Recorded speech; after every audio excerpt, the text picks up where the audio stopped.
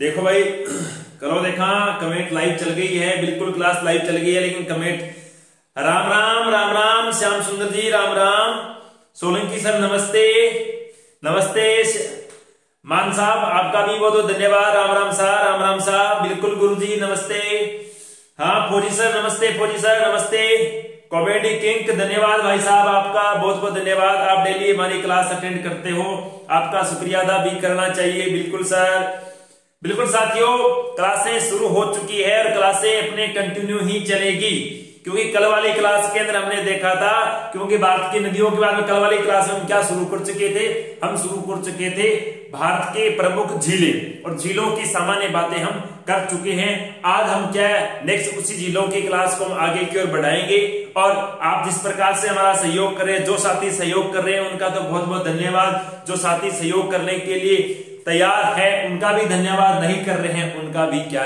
धन्यवाद। क्यों? क्योंकि अपना काम है, टीचर एक ऐसा होता है जो किसी के बारे में, किसी के लिए कभी बुरा नहीं सोचता। टीचर का काम होता है ज्ञान देना, बाकी उसको कोई मतलब नहीं दुनियादारी से। जो साथी मेरे से जुड़े हुए हैं उन्हें पता है, जो साथी पहले मेरे से ऑफलाइन के पढ़े हुए हैं वो भी मुझे किस प्रकार से जानते हैं, उनको सबको पता है। जो साथी मुझे पर्सनल तौर से क्या है कि मेरे साथ आज भी रह रहे हैं, लेकिन वो ऑनलाइन मेरी क्लास जरूर अटेंड करते हैं, उनका भी बहुत बहुत धन्यवाद।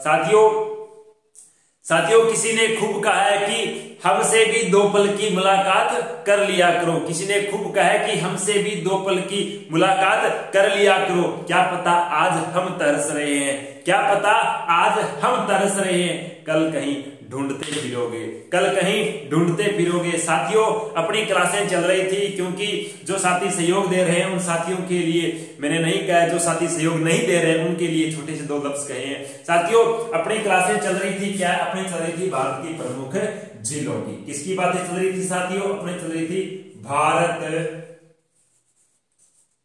की प्रमुख झीलें, भारत की प्रमुख झीलों की सामान्य बातें तो हम कर चुके हैं। हाँ बानी जी नमस्ते नमस्ते, बानी जी बहुत बहुत धन्यवाद। बिल्कुल पवार साहब आपका भी धन्यवाद, दत्तवार साहब आपका भी धन्यवाद। बिल्कुल सारे साथी मिल चुके हैं, सारे साथी आ चुके हैं। और साथियों एक बात थोड़ा सा कहना चाहता हूं, आपके बीच में शेयर भी करना चाहता हूं कि साथियों, जैसे क्लास शुरू होती है, साथी क्या लगभग क्या है पता नहीं किस कारण से साथ जुड़ जाते हैं सारे, लेकिन जैसे जैसे क्लास एंड होती है तब क्या साथी धीरे धीरे क्या है एंड होने से पहले छोड़ के चले जाते हैं। क्योंकि साथियों, मैं लास्ट के अंदर कुछ विशेष सूचना देके जाता हूं, तो लास्ट में पक्का थोड़ा जुड़ा रहा करो। कुछ नहीं यार, कितना टाइम मांगता हूं, कितना टाइम मांगता हूं, मात्र 30-35 मिनट का टाइम मांगता हूं। आज तो देखो मेरे को आपकी कितनी जरूरत है, बिल्कुल तो जरूरत पे थोड़ा सा खरा उतरो यार साथियों। हाँ आपका सपोर्ट ही मेरी ऊर्जा है। देखो साथियों, अपने भारत की प्रमुख जिले, बिल्कुल मैडम जी नमस्ते, मैडम जी बहुत बहुत धन्यवाद मैडम जी आपका जुड़ने के लिए।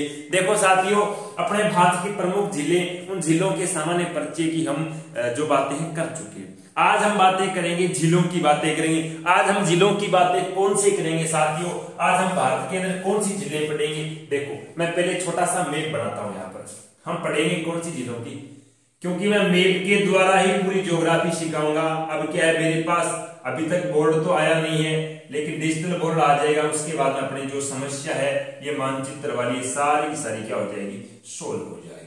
क्या हो जाएगी साथियों? सोल्व हो जाएगी। तो उसके बाद में अपने को कोई दिक्कत ही साइड तक नहीं रहेगी। देखो साथियों, इस भारतीय मैप के अंदर हम देखें तो आज हम जो नदियां झीलें पढ़ेंगे वो पढ़ेंगे किसकी? आज हम झीलें पढ़ेंगे पूर्वोत्तर भारत की। किसकी झीलें पढ़ेंगे? सबसे पहले पूर्वोत्तर भारत की क्या पढ़ेंगे साथियों? झीलें पढ़ेंगे पूर्वोत्तर। और देखो मैं आपको जैसे नदियां पढ़ाई थी उसी प्रकार से हम झीलों की चर्चा करें, किस प्रकार से कितने विस्तृत रूप में झीलें पढ़ेंगे। आपने साहित्य आज तक नहीं पढ़ी होगी, लेकिन झीलें पढ़ने के बाद में आप कहोगे गुरुजी झीलों से किसी प्रकार का कितना टफ क्वेश्चन आ जाए, लेकिन हमारे से कभी गलत नहीं होगा, क्योंकि हम इसी प्रकार से टॉपिक को पढ़ाऊंगा उतना विस्तृत रूप में पढ़ाऊंगा बिल्कुल, क्योंकि टॉपिक्स ऐसे हैं और उन टॉपिक्स में क्वेश्चन क्या बनते हैं। तो पहले हम क्या करेंगे, जो सिलेबस है उसके ऊपर ध्यान देंगे। देखो बिल्कुल सर नमस्ते, हाँ सांवर जी नमस्ते, आपका भी बहुत बहुत धन्यवाद सांवर जी। ठीक है, चलते हैं गोदारा साहब, हाँ ये तो हमारे अंकल जी है, मोहन जी गोदारा, बिल्कुल सर, नमस्ते नमस्ते। देखो अंकल जी, अपने क्लास शुरू हो रही है क्या, भारत की प्रमुख जिलों की। प्रमुख जिलों के हम कौन सी जिले पढ़ेंगे, हम पढ़ेंगे पूर्वोत्तर भारत की जिले पढ़ेंगे। पूर्वोत्तर भारत के अंदर देखा जाए साथियों, यहाँ पर एक राज्य रहता है, राज्य का नाम है क्या साथियों, राज्य का नाम है मणिपुर। क्या राज्य, राज्य का नाम क्या है, मणिपुर। अब देखो वो जिलों के प्रकार तो मैं सारे बता चुका हूं पहले।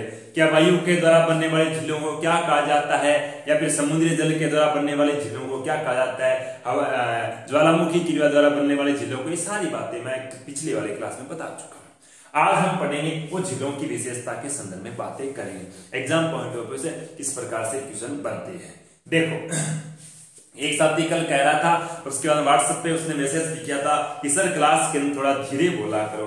कोई बात नहीं साथी, हम क्या करेंगे, धीरे तो क्या, कभी कभी जोश आ जाता है आपके प्यार को देखने के बाद में, पता नहीं चलता है धीरे बोल रहा हूँ या तेज बोल रहा हूँ। सब सोचता हूँ कि यहाँ पर ऑनलाइन नहीं, सामने बच्चे बैठे काफी, क्योंकि मैं तो ऐसे 200 बच्चों की क्लास, वो भी कमरे के अंदर ही खुले छत पर पढ़ाता हूँ और बगैर माइक।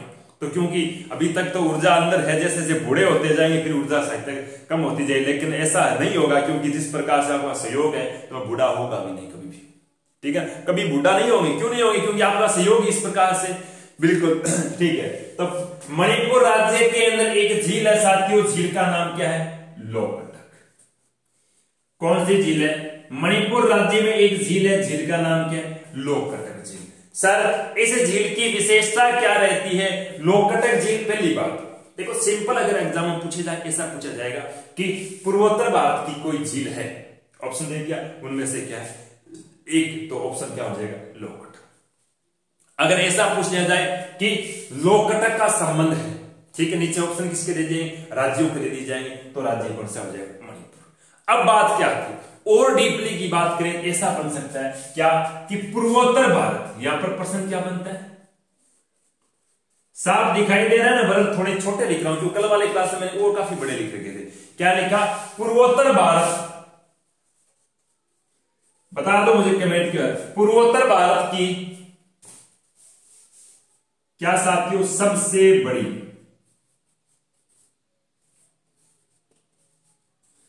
पूर्वोत्तर भारत की सबसे बड़ी क्या साथियों, मीठे पानी की झील है। देखो वैसे भारत के अंदर देखा जाए सबसे बड़ी मीठे पानी की झील है वो जम्मू कश्मीर राज्य की कौन सी है, वुलर झील है, लेकिन वो अलग है, वो पूरे भारत के अंदर आती है। लेकिन पूर्वी भारत की बात करें, ये भारत का कौन सा हिस्सा होगा, पूर्वी भारत का हिस्सा हो गया, इसका मतलब पूर्वी भारत के अंदर सबसे बड़ी मीठे पानी की झील कौन सी आती है, लोकटक।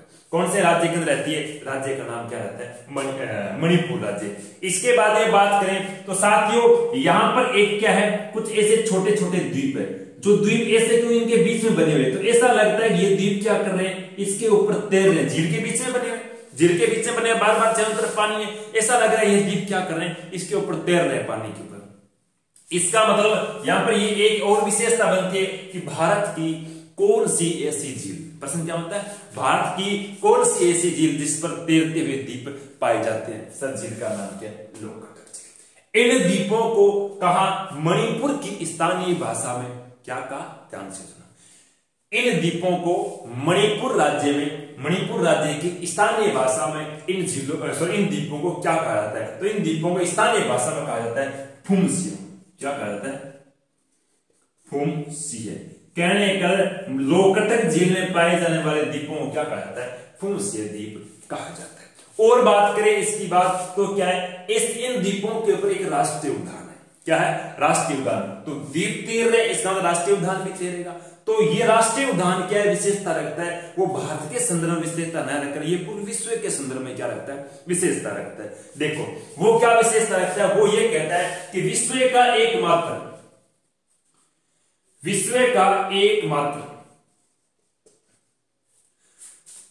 तैरता हुआ राष्ट्रीय उद्यान, विश्व का एकमात्र तैरता हुआ राष्ट्रीय उद्यान, सर कौन सा, राष्ट्रीय उद्यान का नाम रहता है केबुला। राष्ट्रीय उद्यान का नाम क्या है, केबुला लामजाओ, केबुला लामजाओ। देखो बड्डो नाम है, थोड़ा सा टफ नाम भी है, याद रह जाए, कोई दिक्कत नहीं, गुरदी थानी याद किया लो। देखो गुरु बनना है, टीचर बनना है, तब पढ़ना पड़ेगा। स्वामी विवेकानंद ने कहा था जो पढ़ के पढ़ाता है वो एक गुरु कहलाता है। इसका मतलब मैं पढ़ता हूं, आप भी पढ़ना, पढ़ के पढ़ाता हूं। बिल्कुल ऐसा तो है नहीं कि मेरे पास ज्ञान में पैदा हुआ था, मेरे पास भगवान ने साथ ही ज्ञान भेजा था, नहीं, मैं पढ़ा हूं, आज भी पढ़ता हूं, आज ही 5-6 घंटे डेली स्टडी करता हूं। इसका मतलब मुझे नाम याद रहते हैं, वो ऐसे नहीं रहते, पढ़ता हूं। आप भी पढ़ो, आपके भी याद रह जाए, ऐसी कोई बड़ी बात नहीं है। वो ये तो है नहीं मैं परमात्मा, मैं तो सीधो कह तेजो जी हूं, तेजो जी ने सारा याद रहा, विष्णु जी हूं, शंकर जी हूं, ना, ऐसा कुछ नहीं हो। आप ही की तरह एक सिंपल इंसान हो, सिर्फ स्टडी करता हूँ तो याद रह जाता है। आप लोगों का प्यार देखते हुए आपको क्या है, मैं ये ज्ञान बांट भी जाता हूँ साथ साथ। तो कहने का विश्व का कौन सा एकमात्र सर राष्ट्रीय उद्यान जो तैरता हुआ राष्ट्रीय उद्यान कहलाता है, नाम क्या है, केबुला लामजाओ राष्ट्रीय उद्यान। सर इसके बाद में और क्या रहती है इस झील, ये किस झील के ऊपर है, झील का नाम क्या रहता है, लोकटक झील। लोकटक झील पर जो द्वीप पाए जाते हैं उन्हें क्या कहते हैं, फुमसिए द्वीप कहा जाता है। इसके बाद में अगर और इसकी क्या है, इस द्वीप की और अगर विशेषता की बात की जाए तो यहां पर क्या है, कुछ हिरण पाए जाते हैं इन राष्ट्रीय उद्यान के। उन हिरणों को क्या कहते हैं, हिरणों का नाम रहता है संगाई हिरण। कौन से हिरण पाए जाते हैं, संगाई हिरण।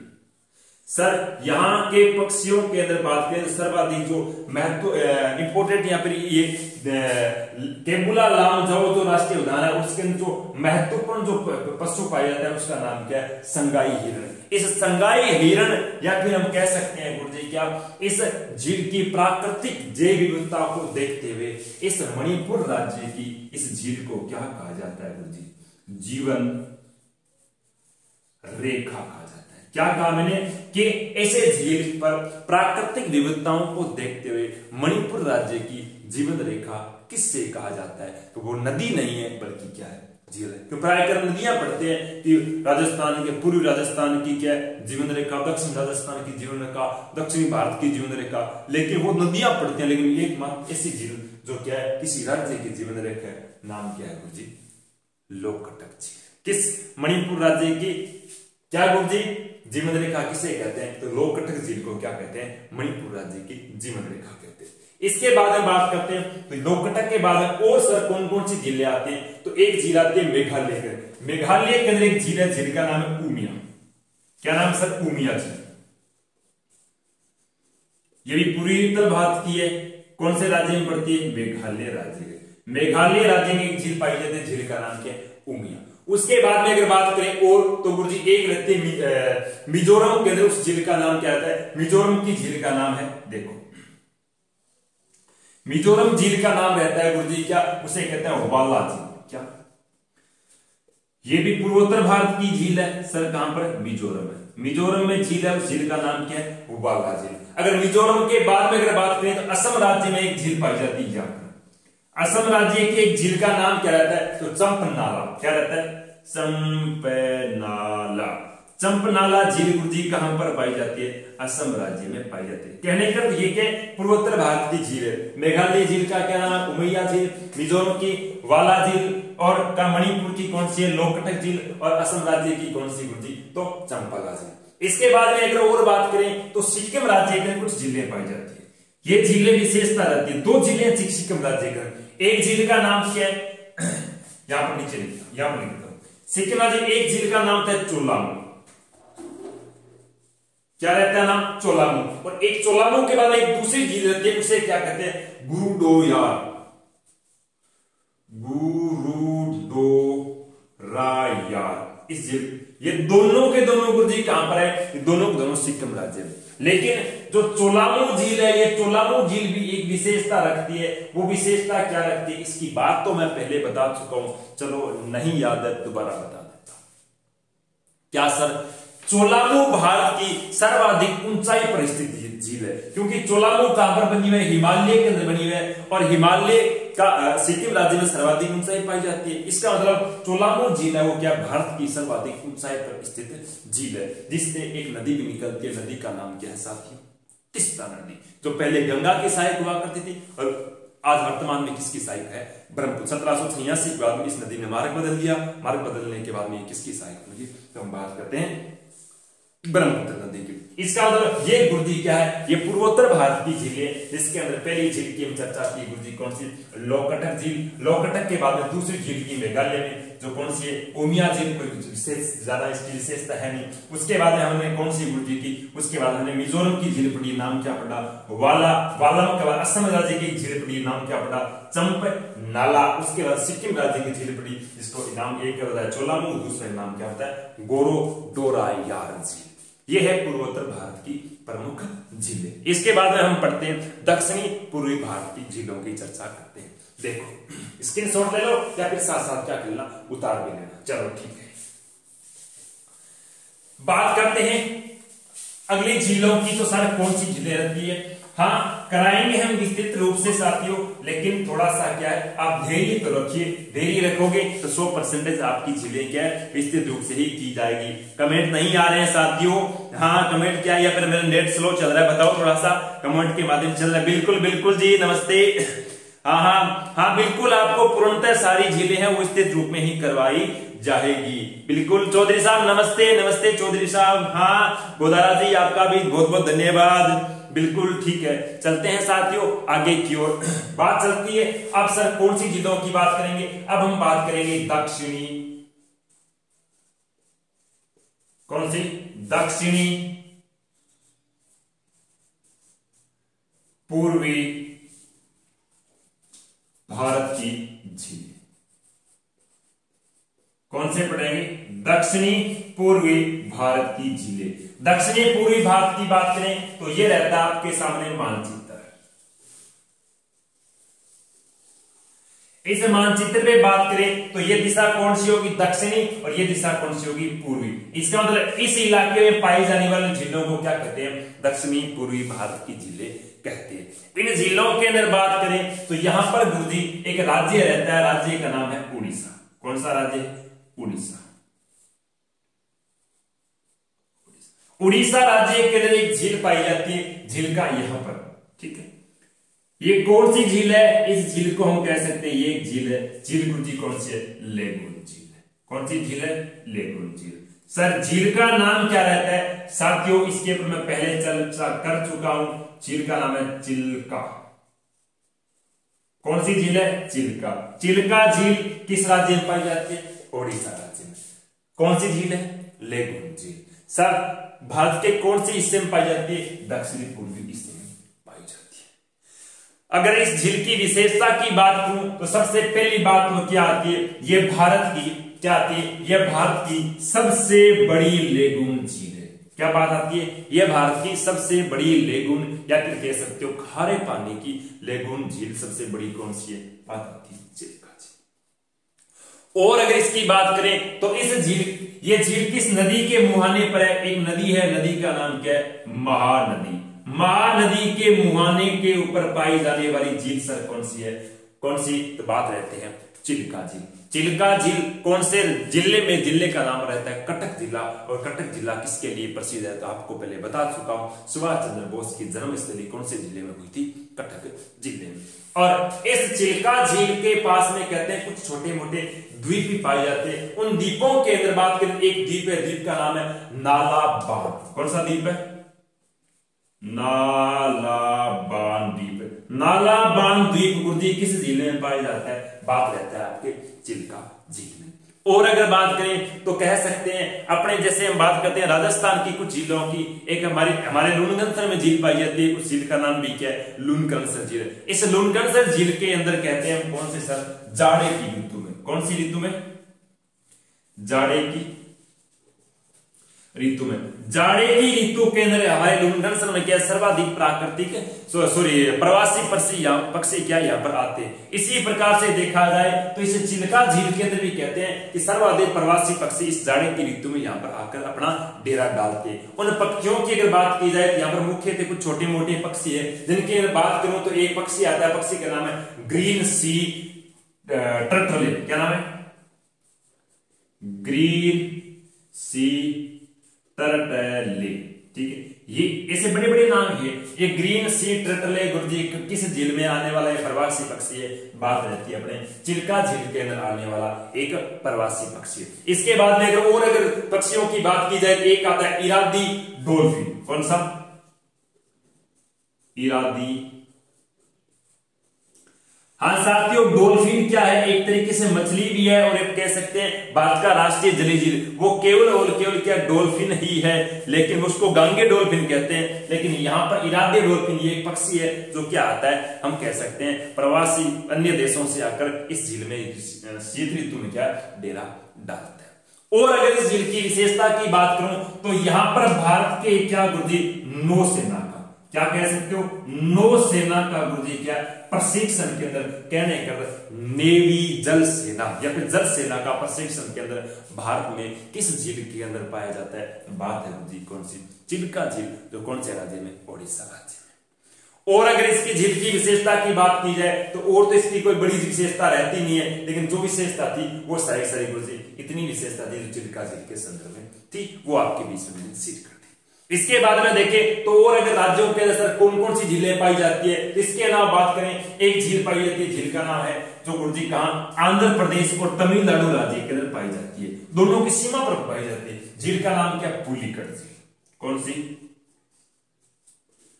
पुलिकट। पुलिकट झील गुरुजी किस राज्य में पाई जाती है? तमिलनाडु और आंध्र प्रदेश राज्य के दोनों क्या पाई जाती है? सीमा पर पाई जाती है। इसके बाद में बात करते हैं तो एक झील पाई जाती है आंध्र प्रदेश के अंदर, झील का नाम क्या रहता है गुरुजी? झील का नाम है कोलेरा।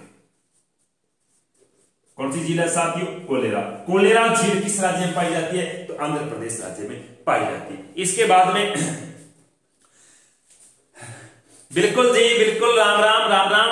हाँ, आपको पूर्णतः सारी झीलें क्या है, सारे टॉपिक है ज्योग्राफी के, वो भी विस्तृत रूप में करवाऊंगा, लेकिन पहले वो टॉपिक कराऊंगा जो अपने एग्जाम होने वाले हैं। जैसे हम कह सकते हैं चर्चा का एग्जाम है पटवारी और रीड, लेकिन इसी के जस्ट बाद में क्या आ जाएगी आपके ग्राम सेवक, और ग्राम सेवक के बाद आगे सेकंड ग्रेड भी आने वाली है, फर्स्ट ग्रेड भी आने वाली। हाँ, कई वैकेंसी है, क्योंकि अभी आपको पता है चुनाव लगभग क्या आने वाले हैं, चुनाव आने वाले, चुनाव के पास सारी सरकारें पता है एग्जाम तो करवाती है, क्योंकि रीट का आगे बार ये एग्जाम आगे किस कराए इसका आप लगभग समझ नहीं रहे हो क्या, आगे क्यों किस करें? क्योंकि सरकार सोच रही है अगर मैं अभी भर्ती करवा दूंगी तो फिर जाते वक्त क्या दिखाऊंगी, क्योंकि सारे लोग क्या जाते वक्त कुछ ना कुछ दिखाना चाहते हैं। तो साथियों, कौन सी? कोलेरा झील। कोलेरा झील। उसके बाद बात करते हैं हैदराबाद के मानव निर्मित झील है, झील का नाम है हिम्मत सागर। कौन सी? हिम्मत सागर। हिम्मत सागर झील कहां पर पाई जाती है? यह पाई जाती है हैदराबाद, जो एक क्या है मानव निर्मित या फिर कह सकते हो कृत्रिम झील है, जो क्या है दक्षिणी पूर्वी भारत की झील है, जो सबसे बड़ी झील कह सकते हो। कौन सी? हिम्मत सागर। इसके बाद एक और बनती है ताजे पानी की मीठी झील, उसका नाम मानसागर झील। कौन सी? मानसागर। दक्षिणी भारत की सबसे बड़ी ताजे पानी की मीठे ताजे पानी की झील गुरुजी कौन सी है? मानसागर झील है। ये रहती है आपकी गुरुजी का दक्षिणी पूर्वी भारत में पाई जाने वाली प्रमुख झीलें। इन झीलों की चर्चा हम कर चुके हैं। इसके बाद आगे की ओर बढ़ते हैं, थोड़ा सा पानी की व्यवस्था कर लेता हूं मैं।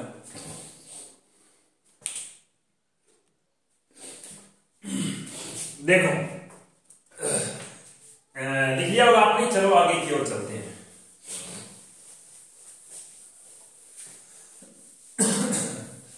हमने पढ़ ली पूर्वी भारत की झीलें या पढ़ ली दक्षिणी पूर्वी भारत की झीलें। इसके बाद में बात करते हैं आगे की। तीन नंबर पे झीलें आती है किसकी साथियों?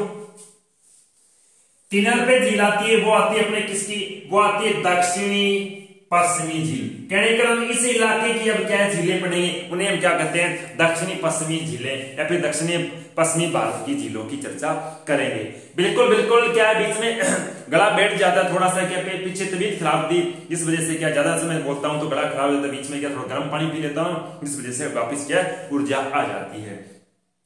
किसी भी हालत में हो, जब तक इस शरीर के अंदर प्राण है तब तक आपके लिए मैं डेली लाइव क्लास लेके आता रहूंगा।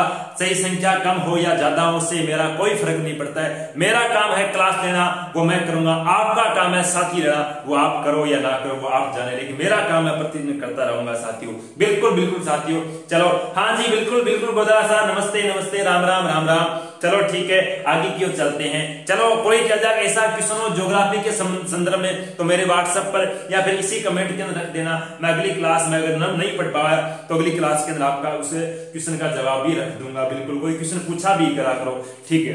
बात चलती है दक्षिणी पश्चिमी बात के अंदर जिलों की बात करते हैं। तो यहां पर एक इस प्रकार से झील है,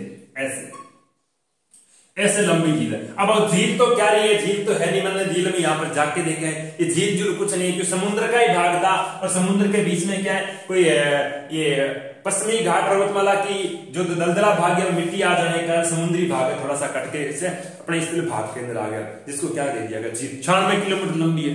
अब आपको झील थोड़ी है, सीधी सी बात समुद्री है। कहने कर कौन से राज्य के, केरल राज्य के, कौन से राज्य के, केरल राज्य के अंदर एक यहाँ पर झील है। झील का नाम रहता है क्या, वेबनाद। क्या नाम है झील का, वेबनाद, वेबनाद ही रहता है इसका, वेबनाद झील। कौन से राज्य के अंदर, केरल राज्य का। इस झील की क्या विशेषता रहती, विशेषता की बात की जाए सबसे पहले बात क्या आती है, भारत की सबसे लंबी झील। भारत की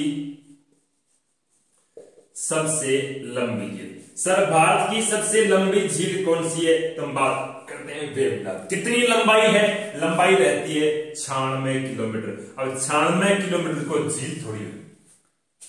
राजस्थान में तो 20-10 किलोमीटर नदियां पूरी हुई जाए, 10 किलोमीटर, 15 किलोमीटर, 20 किलोमीटर, 50 किलोमीटर नदियां पूरी हो जाए। अरे दक्षिण भारत में 96 किलोमीटर झील है। झील कौन है, समुद्र है, लेकिन अब क्या पढ़ना पड़ेगा, सीधी सी बात है। तो गुरुजी क्या दक्षिणी भारत की सबसे लंबी है, पूरे भारत की सबसे लंबी झील कौन सी है, तो झील का नाम क्या है, वेबनाद। इस झील के अंदर क्या होता है कि इस झील के अंदर लगभग केरल राज्य की गुरुजी कितनी 10 नदियां आगे गिरे। अब देख लो राजस्थान में सभी 10 नदी कौन है, और एक झील में आगे 10 नदी गिरे, वो है केरल, आप लोगों है राजस्थान। तो भी देखो आप जी हाँ कहने लगा कि इस झील के अंदर गुरुजी कितनी नदियां आके गिरती है। आज तो है कौन इसके क्या है, हम पश्चिम भाग से कोई नदियां गिरेगी, पश्चिम भाग समुद्र है, आके गिरेगी सारे सारे कौन से भाग से, पूर्व या उत्तर भाग से आकर क्या है इसमें नदियां गिरे, कितनी 10 नदियां आ गई। अब देखो और क्या विशेषता है। अब क्या इस झील के ऊपर एक पर्व आता है, पर्व का नाम क्या है गुरुजी, पर्व का नाम था ओणम। कौन सा पर्व, ओणम। इस ओणम पर्व पर कहते हैं कि प्रतिवर्ष गुरुजी नौकायान प्रतियोगिता होती है। नौकायान करते हो कि नावा की केवल दौड़ हुए प्रतिवर्ष पूरे भारत के अंदर एक ही जगह नौकायान प्रतियोगिता होती है। राज्य की बात करूं तो कौन सा राज्य, केरल। केरल राज्य में नौकायान, बल्कि किस झील के अंदर, झील का नाम क्या है, वेबनाद। कौन से पर्व है, मतलब त्योहार पर्व है, त्योहार ओणम पर्व है। ओणम पर्व पर प्रतिवर्ष क्या है, यहाँ पर नौकायान प्रतियोगिता होती है गुरुजी। और के विशेषता, और विशेषता की बात करूं तो आप आज तो क्या सारे सारे नेशनल हाईवे बदल चुके हैं, लेकिन प्राचीन समय में बात करूं तो गुरुजी कौन सा, भारत का नेशनल हाईवे, जिसे हम क्या कहते हो अनहच। आगे क्या भारत के जो करंट वाले नेशनल हाईवे में पढ़ा दूंगा आपको। भारत का कौन सा सबसे छोटा नेशनल हाईवे जो था 47A। ये 47A नेशनल हाईवे किसके ऊपर बनाया गया था, कहने का वेबनाद झील केरल राज्य में बनाया गया था। ये इसकी क्या हो गई, अगली विशेषता हो गई। और अगर इसकी विशेषता की बात की जाए तो और इसकी विशेषता, इस पर 2 छोटे छोटे द्वीप है। कौन कौन से द्वीप है, एक द्वीप का नाम रहता है संस्थम कोटा, यहां पर लिखता हूं क्या, संस्थम कोटा। और दूसरा एक द्वीप रहता है जिसका नाम क्या है, वीरनापुर, सॉरी नाम भूल गया उसका, वीरनापुर नहीं, उसका उस द्वीप का नाम रहता है छोटा सा कोच्चि। कौन सा है, कोच्चि। बंदरगाह भी है और द्वीप का नाम क्या है, कोच्चि। ये क्या है, इस पर 2 छोटे छोटे गुरुजी क्या द्वीप भी बनाए गए हैं। इसके बाद में बात करते हैं आगे की ओर, तो गुरुजी इस पर और कोई झीलें पाई जाती है। तो केरल राज्य की एक और झील पाई जाती है, इसका नाम क्या है, अष्टमुंडी झील। कौन सी पाई जाती है, अष्टमुंडी। अष्टमुंडी का अर्थ होगा, कहते हैं यहाँ पर 8 नदियां आकर गिरती है। ये भी एक केरल राज्य की क्या रहती है साथियों, झील रहती है। चलो अष्टमुंडी के बाद में बात करते हैं और कोई गुरुजी क्या झीलें पाई जाती है। महाराष्ट्र राज्य के यहाँ पे क्या कुछ झीलें पाई जाती है। देखो यहाँ पर बड़ा थोड़ा सा साफ कर देता हूं, आगे चलती है। कौन से? यहाँ पर पड़ता है आपका महाराष्ट्र। तो महाराष्ट्र राज्य कहते हैं कुछ छोटी मोटी क्या है झीलें पाई जाती है। गुरुजी कौन कौन सी झीलें? तो एक झील का नाम क्या रहता है? लोनार झील। क्या नाम रहता है? लोनार झील। किस राज्य के अंदर है? महाराष्ट्र राज्य। लोनार के बाद में बात करें, एक झील का नाम रहता है पोवाई झील। कौन सा? पोवाई भी का है? महाराष्ट्र है। पोवाई के बाद में बात करें तो अगली एक झील आती है, इसका नाम क्या है? गोरेवाड़ा। कौन सी? गोरेवाड़ा। गोरेवाड़ा भी कहा है गुरुजी? महाराष्ट्र में। ये तीनों के तीनों झीलें कहाँ रहती है? महाराष्ट्र में। पहली लोनार झील, दूसरी पोवाई झील और तीसरी कौन सी झील की बात की? हमने बात की गोरेवाड़ा। ये तीनों की तीनों कहाँ है? तो बात करते हैं महाराष्ट्र राज्य में क्या रहती है? झील रहती है। इसके बाद में अगर बात करें तो एक झील कहते हैं छोटी सी और है। देखो छोटी मोटी झीलों की बात तो कोई नहीं, लेकिन चलो बता देता हूं। झील का नाम रहता है सलीम अली सरोवर। झील का नाम क्या है? इशू नाम है सलीम अली सरोवर। कौन सी झील है? सलीम अली सरोवर झील। यह मुख्यतः क्या महाराष्ट्र राज्य की प्रमुख झील रहती है। इसके बाद में बात करते हैं आगे क्या? हम बात करते हैं गुजरात और मध्य प्रदेश राज्य की कुछ झीलों की चर्चा करते हैं। मध्य प्रदेश राज्य की झीलों की बात की जाए तो यहां पर यह पड़ता है आपका मध्य प्रदेश। मध्य प्रदेश के अंदर एक झील रहती है, इसका नाम रहता है भोज। कौन सी झील है? यहां पर कहां राजा भोज कहां गंगू तेली भाई झील है भोज। क्यों? क्योंकि यहाँ पर मध्य प्रदेश राज्य का शहर है, शहर का नाम क्या है? भोपाल। भोपाल के पास में एक झील है, उसी का नाम भी क्या रख दिया? भोज झील। और एक छोटी सी और झील है जो कहा इसी राज्य में, नाम झील का क्या है? वरुडा। कौन सी झील है? वरुडा। ये भी क्या है गुरुजी? मध्य प्रदेश राज्य के अंदर पाई जाती है। अब बात करते हैं गुजरात राज्य की कुछ झीलें पाई जाती है। गुजरात राज्य में मुख्यतः दो ही झीलें बड़ी बड़ी, बाकी तो क्या और है झीलें। पहली झील का आता है नाम क्या? नल सरोवर। क्या नाम रहता है? नल सरोवर। ये गुजरात राज्य की झील है। दूसरी झील की बात करो तो आती है नारायण सरोवर। नल और नारायण सरोवर अठेगा मोदी जी ध्यान अठे मोदी जी इससे नाम राखी क्योंकि पूरे भारत का शहर नाम चेंज कर दिया, गुजरात का पहला करना ही है। तो गुरुजी गुजरात राज्य में दो झील है, नल सरोवर और नारायण सरोवर। तो ये थे पूर्वी भाग, दक्षिणी पश्चिमी भाग और गुरुजी दक्षिणी पूर्वी भाग। तीनों चर्चा कर चुके हैं। केवल बात बची है, वो बची है उत्तरी भारत की। राजस्थान की झीलों की चर्चा हम राजस्थान के संदर्भ में ही करेंगे। इस भारतीय संदर्भ में हम राजस्थान की झीलों की चर्चा नहीं करेंगे।